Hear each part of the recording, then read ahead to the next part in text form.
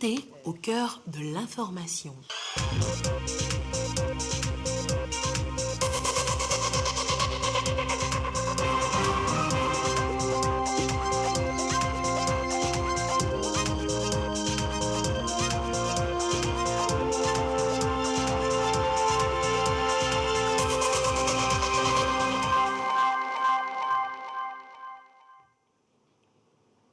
Bonsoir madame, bonsoir monsieur. Voici d'abord les titres de ce journal. Le chef de l'État, Faure Essozimna Gnassingbé, a participé ce jour à Abidjan à un sommet de haut niveau pour le redressement des économies africaines frappées par le Covid-19. Et justement, à Lomé, l'on a parlé de reprise de l'activité économique. Le Conseil national du crédit, réuni donc ce jeudi, évoque une nette progression dans le secteur tertiaire. On en parlera donc dans un instant dans cette édition. La cour d'assises de Lomé a jugé mercredi des faits de pédophilie et également des faits d'inceste. La loi a été appliquée dans sa rigueur, 2 cas que nous évoquerons dans un moment dans ce journal. Et puis la route, elle continue par tuer au Togo. Elle a tué plus au premier semestre de cette année qu'à la même période de l'année dernière. L'incivisme surtout est indexé. Le ministre en charge de la sécurité a fait le point de la situation sécuritaire globalement. Nous en parlerons également dans cette édition. Merci de nous suivre. Le continent africain n'est pas épargné par les effets dévastateurs du Covid-19. La crise sanitaire a plombé les économies et il faut aider les pays donc à redécoller. À Abidjan s'est tenu ce jeudi un sommet de haut niveau des chefs d'État et de gouvernement afin de redresser leurs économies. Cette réunion de plaidoyer porte donc sur la 20e reconstitution des ressources de l'Association internationale de développement IDA. Le président de la République togolaise, Faure Essozimna Gnassingbé, était présent. Les discussions ont permis d'identifier les priorités pour permettre à l'IDA de soutenir une reprise verte et résiliente des économies africaines. Nous y reviendrons avec plus de détails dans nos éditions ultérieures. La reprise de l'activité économique, l'on en a parlé aussi à Lomé ce jeudi, en faveur de la 2e session de l'année du Conseil national du crédit. La reprise est effective, avec une nette progression en particulier dans le secteur tertiaire. C'est le secteur du commerce et autres activités bancaires qui contribuent pratiquement à la moitié du PIB. Le point des échanges avec Clarisse Atikle. Au Togo, l'activité économique reprend progressivement en dépit des affres de la pandémie du Covid-19.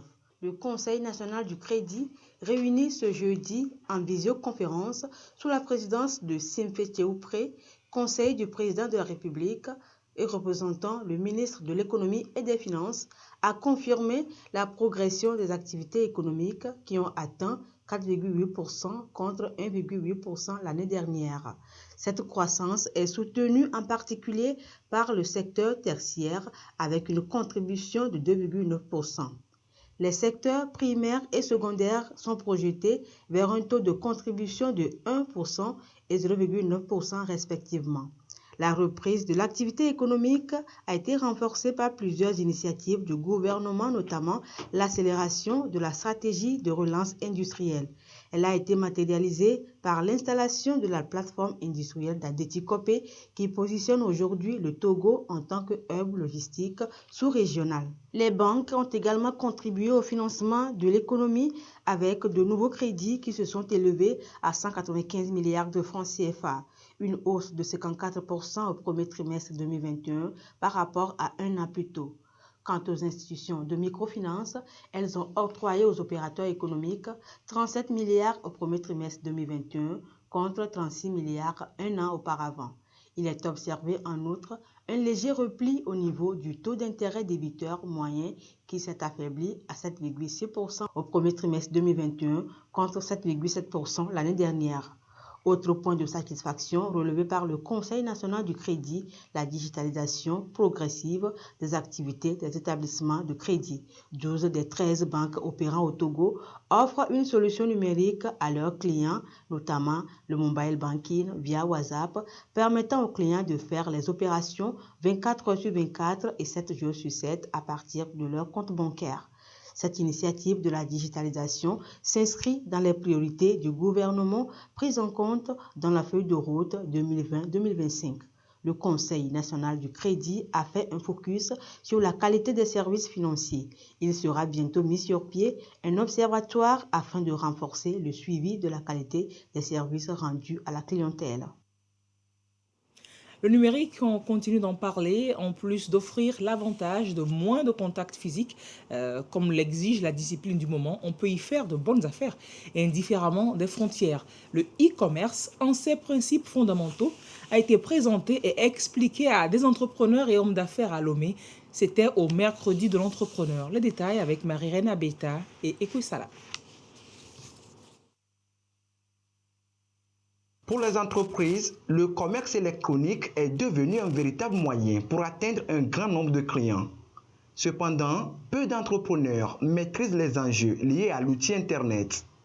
À ce rendez-vous de l'Agence nationale de promotion et de garantie de financement des PME-PMI ANPGF, des entrepreneurs et hommes d'affaires remettent à niveau leurs connaissances en la matière. Il est question de les amener à maîtriser les aspects juridiques et les avantages liés au e-commerce. On dit qu'on a un écosystème du digital qui existe. Maintenant, c'est d'attirer l'attention sur la démarche, disons, scientifique qu'il faut adopter pour se maintenir sur Internet et pratiquer le commerce de façon normale en respectant les règles de l'art. Nous allons rappeler les principes fondamentaux du e-commerce, rappeler les outils usuels pour mettre en œuvre le e-commerce. Les entrepreneurs vont se retrouver avec ce qu'ils font et avec ce que nous allons dire, mais aussi leur donner les astuces pour aller vite et mieux être compétitif en utilisant le e-commerce. Thème choisi, développer les PME grâce au e-commerce.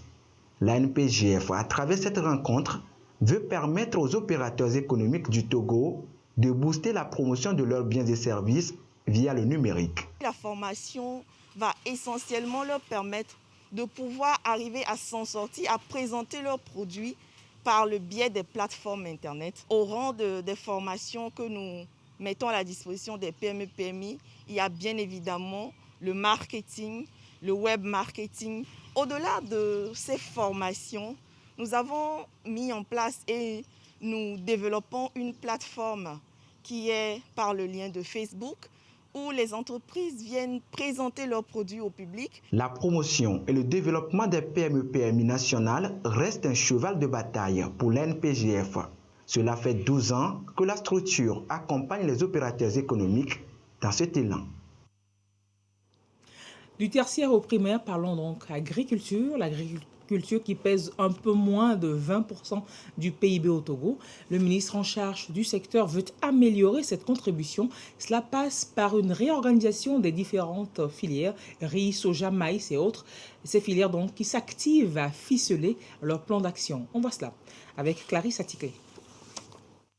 Les filières végétales au Togo se dotent de plans d'action en vue de booster leurs activités et se développer. Avec l'accompagnement de la direction des filières végétales, les différents plans d'action sont passés en revue en vue de leur finalisation au cours de cette rencontre d'échange entre les acteurs des différentes filières végétales structurées en interprofession, maïs, riz, soja, poisson et petits ruminants, entre autres. Aujourd'hui, c'est pour voir un peu là où les interprofessions en sont pour ce qui concerne leur plan d'action et pouvoir les accompagner pour qu'on puisse avoir vraiment des ambitions fortes au niveau de chaque filière, que les interprofessions aussi puissent travailler sur le plan institutionnel, mais aussi sur le plan de la production, de la transformation, de la commercialisation. La mise en place de plans d'action permet une meilleure organisation et un bon fonctionnement de la filière qui peut aisément bénéficier des financements disponibles. Dans cette optique, les opportunités d'investissement et de financement dans le secteur agricole, notamment le MIFA, les agropoles et les AP, seront présentés aux interprofessions, des mécanismes auxquels ils peuvent accéder à travers des plans d'action bien ficelés. C'est en quelque sorte une feuille de route pour dire ce qu'il faut, comment il faut le faire et quelles sont les parties prenantes. Ça permet aussi d'avoir une lisibilité sur les approches de mobilisation de ressources en interne pour les différentes filières, mais aussi ce que le gouvernement pourrait apporter, ce que les partenaires au développement aussi pourraient apporter. Tout a commencé avec une série de rencontres entre les responsables des filières végétales et le ministre en charge de l'agriculture, ce qui a permis de diagnostiquer les forces et les faiblesses de ces filières. Et c'est sur la base de ces dysfonctionnements que les plans d'action seront élaborés avec une vision: promouvoir les chaînes de valeur à l'horizon 2025, conformément à la feuille de route du gouvernement. C'est justement un mécanisme mis en place pour accompagner les agriculteurs, le MIFA, qui après 3 ans d'activité ouvre son capital à la plateforme industrielle d'Adeti Copé. C'est pour améliorer le niveau de financement des acteurs de la chaîne de valeur agricole. À ce jour, 27 milliards de francs CFA sont mobilisés en faveur du secteur. Alors, Ekwesala, à quoi ont-ils concrètement servi ces milliards? Afrique Excel est l'un des bénéficiaires des prestations du mécanisme incitatif de financement agricole MIFA-SA. La société est spécialisée dans la production et la transformation de l'ananas. Pour développer ses activités, elle a reçu du MIFA-SA un financement de 149 millions de francs CFA. Ce financement nous a permis d'acquérir cette machine qui nous permet de faire le remplissage, le conditionnement à carton. Nous a aussi permis de migrer de l'énergie thermique, c'est-à-dire à base d'un groupe électrogène, en adoptant l'énergie solaire. MIFA m'a fait un financement de 106 millions. Et c'est dans ces 6 millions-là que j'ai pu acheter ma machine qui coûte 18 millions, poussière. Tout ce bâtiment-là, c'est dans ça, j'ai fait ce bâtiment-là. Au fur et à mesure qu'on met ça ensemble, ça part en même temps. En 3 ans, les actions du MIFA-SA ont touché plus de 200 000 acteurs du secteur agricole. Depuis l'arrivée du MIFA, on a le sou pour travailler et nous récoltons bien. En termes de tonnage, avant, notre tonnage c'est 1,5 tonnes. Mais l'arrivée du MIFA, ça évolue jusqu'à 3 tonnes. Et ça arrange surtout nous les femmes. Ils nous ont accompagnés pour avoir un financement de 50 millions qui nous ont permis d'acheter les produits chez nos producteurs. Le passé, ce n'était pas ça. À ce jour, les différentes interventions du MIFA-SA ont permis de mobiliser 27 milliards de francs CFA de crédit en faveur des acteurs du secteur agricole. Résultat, des milliers d'emplois créés, plusieurs marchés structurés sur la chaîne de valeur agricole et 1450 coopératives agricoles organisées. Le MIFA est présent en amont et en aval. À travers un suivi sur le terrain, nous accompagnons toute la chaîne. Le MIFA-SA se donne pour défi d'améliorer le niveau de financement des acteurs de la chaîne de valeur agricole, notamment des producteurs qui n'ont obtenu que 14% des 27 milliards de financement mobilisés. Pour ce faire, la structure ouvre son capital à la plateforme industrielle d'Adeti Copé, PIA. Pour répondre aux défis de l'industrialisation de notre pays, il est nécessaire que nous fassions un lien entre le maillon production et le maillon industrialisation. Le maillon production doit être en mesure de produire suffisamment en quantité et en qualité pour pouvoir alimenter les usines en matière première. Et donc, l'entrée de PIA, qui est un acteur majeur pour le développement des agro-industries, permettra de mobiliser suffisamment de ressources, suffisamment d'expertise, suffisamment de savoir-faire pour pouvoir accompagner ce maillon production pour une disponibilité des matières premières. L'entrée de la PIA dans le MIFA-SA va permettre de mobiliser plus de ressources en faveur des filières stratégiques, notamment le coton, le bois, le soja, le sésame et l'anacarde. L'extrait d'un document, le MIFA 3 ans après, dont nous vous proposons l'intégralité à la fin de ce journal. Les ambitions pour l'agriculture au Togo se traduisent notamment par la mise en place des agropoles. Les agropoles, ce sont des zones d'activité à vocation agricole ou agro-industrielle et logistique, évoluant sur une ou plusieurs filières ciblées axées sur la rentabilité. Alors, l'agence de promotion des agropoles du Togo a validé cette semaine des documents de l'agropole pilote de Kara. Précision, Nestor Mouzou. Par rapport à sa mission et conformément aux documents du projet de transformation agroalimentaire PTA Togo, La Prodat, agence de promotion et de développement des agropoles au Togo, a recruté le groupement Ingenos Urban Consulting, Sirasas et Bekatec pour des études techniques et architecturales de l'agroparc de l'agropole de Kara et l'élaboration des dossiers d'appel d'offres pour le recrutement des entreprises. Le travail se décompose en 3 phases. Les études d'avant-projet sommaire APS, les études d'avant-projet détaillé APD et l'élaboration des DAO ou dossiers d'appel d'offres suivant les dossiers types de banque. Il est prévu de rencontres de validation des divers rapports produits. Le premier pour les études APS et le second pour les études APD et DAO. Le groupement a bouclé la première étape de son travail et a produit des rapports provisoires. Ce sont ces rapports qui sont présentés aux différents partenaires pour recueillir leurs contributions en vue de les améliorer.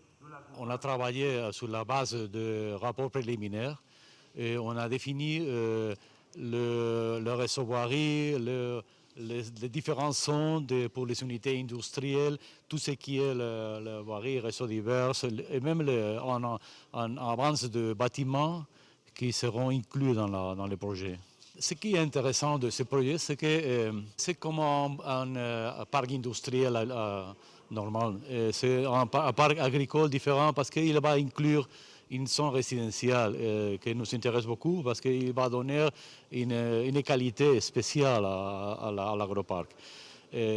On a prévu de différents logements, on a prévu des centres de vie, des centres de culte.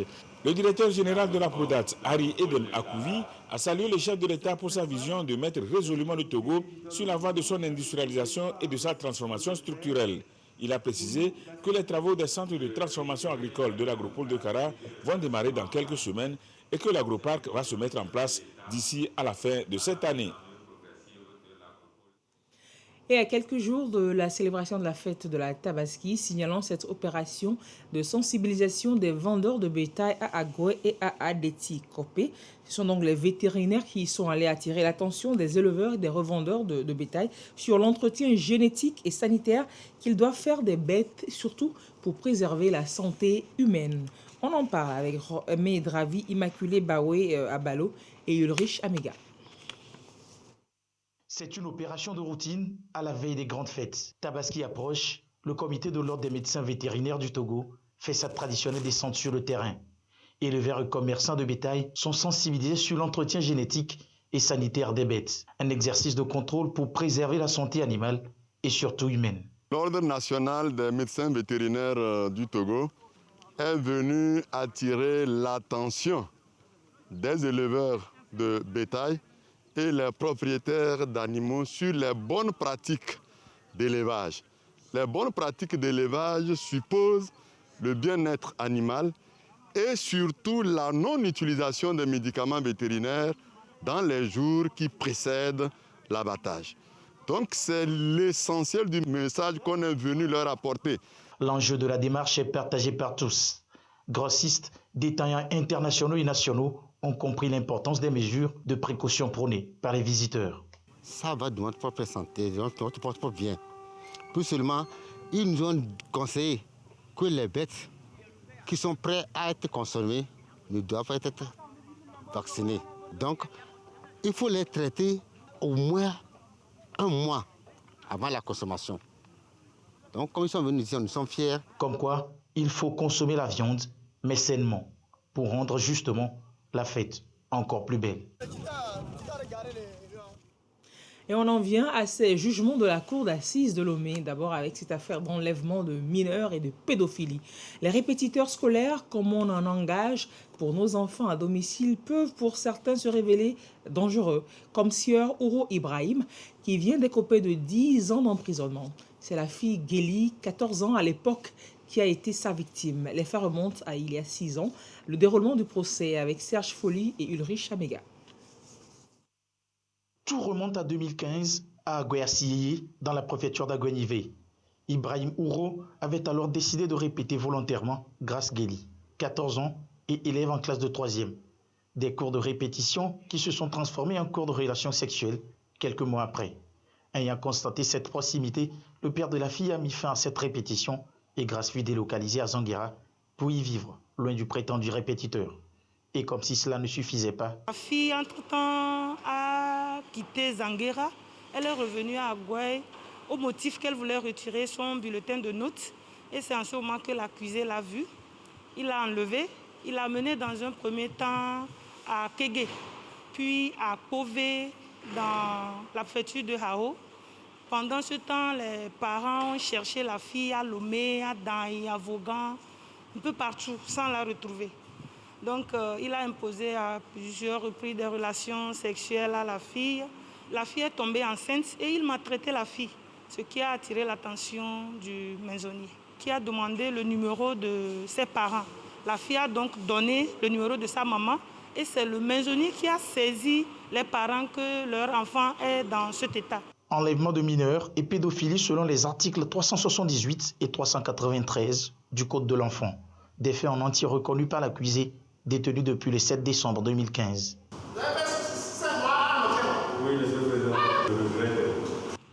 L'accusé est-il coupable du crime de pédophilie commis sur la personne de la nommée Gélie Makafu Grace Arepa? La réponse est oui, à l'unanimité des 9 voix. L'accusé est-il coupable du délit d'enlèvement commis sur la personne de la nommée Gélie Makafu Grace Arepa? La réponse est oui, à l'unanimité des 9 voix. Existe-t-il en la cause des circonstances atténuantes en faveur de l'accusé? La réponse est non. Attendu qu'il résulte des déclarations de la Cour qu'il n'existe pas de circonstances atténuantes en la faveur de l'accusé, entendu que la partie civile n'a pas comparu, qu'il y a lieu de donner défaut contre elle, vu les articles 378 et 393 du Code de l'enfant, condamne le nommé Ouro Kami Ibrahim à la peine de 10 ans de réclusion criminelle. Cela devrait désormais interpeller et décourager les potentiels pédophiles et enleveurs de mineurs. Et toujours aux assises, ce même mercredi, une affaire d'inceste. C'est un père qui entretenait de relations sexuelles avec sa propre fille pendant plusieurs années. Survint une grossesse, c'est l'obligation faite par le père d'avorter. Tout s'est su en 2017, en juin. Kossi Humpoti, il s'appelle, béninois d'origine, demeurant à Lomé, a été condamné à 6 ans de réclusion criminelle et 2 500 000 francs d'amende pour crime d'inceste, conformément à l'article 223, alinéa 1 et 2 du nouveau code pénal, il faut le savoir. Et la cour d'assises, nous vous rapportons généralement la tenue de ces sessions de fond-là. Mais qu'est-ce donc que cette instance judiciaire? Question profane, où et quand siège-t-elle? Qui y sont jugés et pour quel fait? Élément de réponse dans ce sujet de Serge Folly et Attar Atem. Elle est compétente à juger les personnes accusées d'avoir commis des crimes considérés comme étant les infractions les plus graves. Les assises se tiennent tous les ans pour la circonstance à Lomé et à Kara afin de délibérer définitivement sur le sort des accusés. En matière pénale, il faut catégoriser les faits délictueux, les contraventions qui sont très simples, police correctionnelle, les délits qu'on fait en correctionnel aussi, et puis ici les crimes. C'est les crimes que la cour d'assises examine. Donc il y a homicide, viol, pédophilie, inceste et bien d'autres, trafic de drogue. La cour d'assises, ce sont des formations, comme on dit, par session. Notre code de procédure pénale actuel parle de 2 sessions par an. Donc cette année, on ne fait qu'une seule session. Vous savez les conditions que nous avons traversées. Loin d'être une juridiction pénale permanente, les assises sont décidées par ordonnance du président de la cour d'appel, qui les préside d'ailleurs. Devant les accusés, un jury composé de jurés issus de différentes couches de la société. Les jurés sont les représentants de la société, envoyés par les maires, les préfets, qui vont aussi écouter, aider à comprendre et avec leur compréhension de la vie de tous les jours, de ce qu'ils font chez eux, ils vont aider les juges à prononcer les sentences. Les assises, ce sont aussi d'énormes sacrifices financiers. La preuve, plus de 80 millions de francs CFA sont prévus pour la seule et unique session de cette année, Covid-19 oblige. Faisons dans la foulée le point de la situation sécuritaire au Togo au premier semestre de l'année en cours. De janvier à juin 2021, donc. Les cas d'accidents routiers dépassent de loin les chiffres de l'année dernière. 3 815 contre 2 627. Et puis les décès corollairement également. La criminalité, pour sa part, connaît une légère baisse. Le ministre en charge de la sécurité était face à la presse ce jeudi. Compte rendu, Antoinette Roumao va voir. 3 815, C'est le nombre de cas d'accidents au Togo au cours des 6 premiers mois de l'année 2021, avec 346 morts et 4 721 blessés. Une hausse de 1188 cas comparé à l'année 2020. Un chiffre alarmant qui appelle à une prise de conscience. Au regard de l'analyse des faits, l'excès de vitesse, les surcharges, l'utilisation du téléphone portable au volant, le non-respect des feux tricolores, les stationnements encombrants ou sans signalisation sont à l'origine de ces désastres sur nos routes. Ce n'est pas bien, surtout en matière de sécurité routière. Il m'arrive de me poser la question, est-ce que c'est parce qu'on a de bonnes routes qu'on a des problèmes ou qu'est-ce qu'il faut faire? Et je me dis en définitive que c'est notre conscience qui doit être interpellée. Avoir de bonnes routes, c'est une bonne chose, mais la solution, c'est la conscience humaine. Les services de répression sont là, mais ne seront pas la solution. La solution, c'est nous-mêmes. Sur le contournement, l'excès de vitesse, surtout les motos. Et quand on voit les statistiques des gros porteurs, souvent nous les croisons. Toi qui as la priorité, si tu ne dévies pas, les gars viendront te ramasser. La distraction au volant. Donc les sanctions, il faut qu'on l'accentue, qu'on corse les sanctions. Le gouvernement a renforcé son dispositif de prévention de la criminalité à travers la multiplication des patrouilles, des checkpoints, des descentes de la police et de la gendarmerie, ce qui a permis de démanteler ces réseaux de malfaiteurs. Et dans les rangs des forces de l'ordre et de sécurité, des véreux ont été démasqués et sanctionnés pour fautes graves. Personne n'est au-dessus de la loi. Vous êtes corps habillé, vous commettez une infraction judiciaire, c'est la justice qui s'en occupe. On fait la procédure disciplinaire et vous terminez par la procédure judiciaire. C'est-à-dire ceux qui ont été reformés par mesure disciplinaire. La faute est grave, mais c'est une faute qui ne l'amène pas devant le juge. Ou l'armée, ou la police, ou la gendarmerie ne veut plus le garder.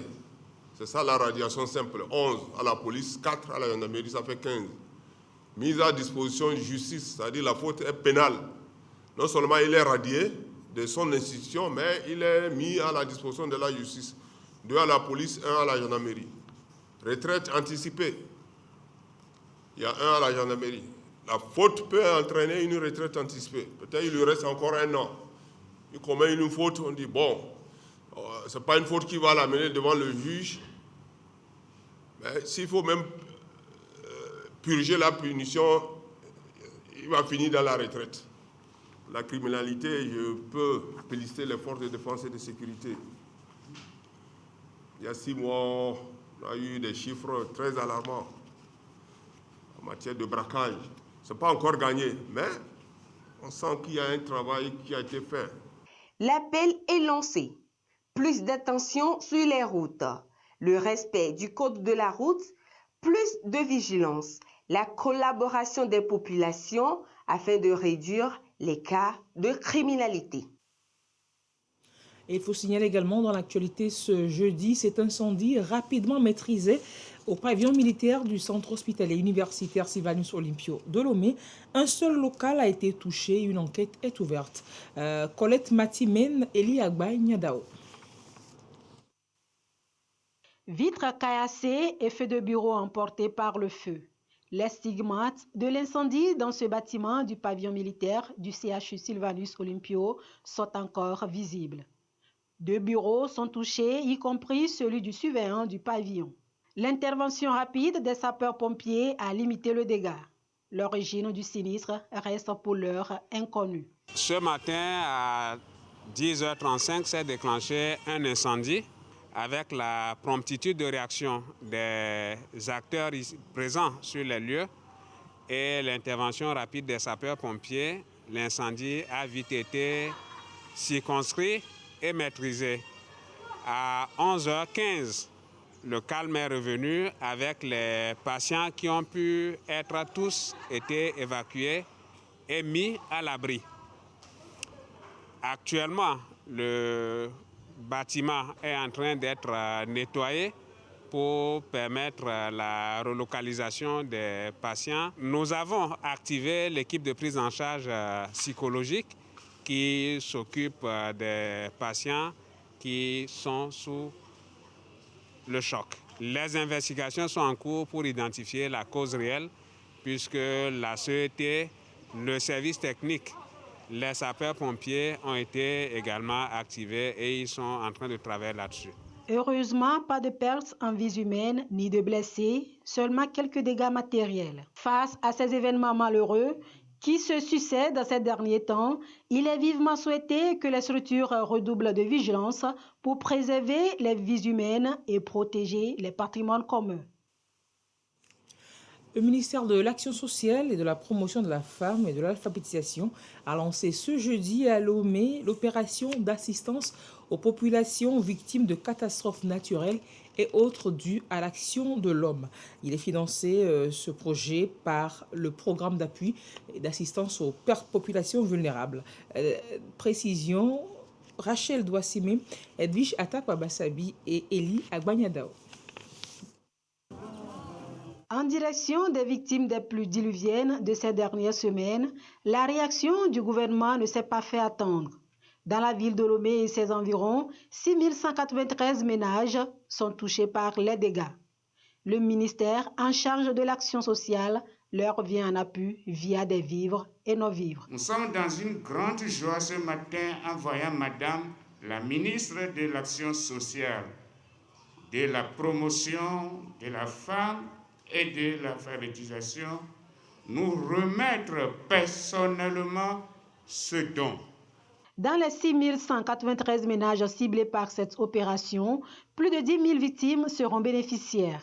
Noukafou, Nikonakboé, Huiti, Sagboville, plusieurs quartiers du Grand Lomé vont être sillonnés. Ce projet, dès sa mise en œuvre, a considérablement amélioré l'assistance aux personnes victimes de catastrophes et a permis au ministère chargé de l'action sociale de venir en aide à 75 442 victimes à travers l'Agence de solidarité nationale. Nous sommes réunis ce jour pour le lancement des opérations de ce projet pour le compte de l'année 2021.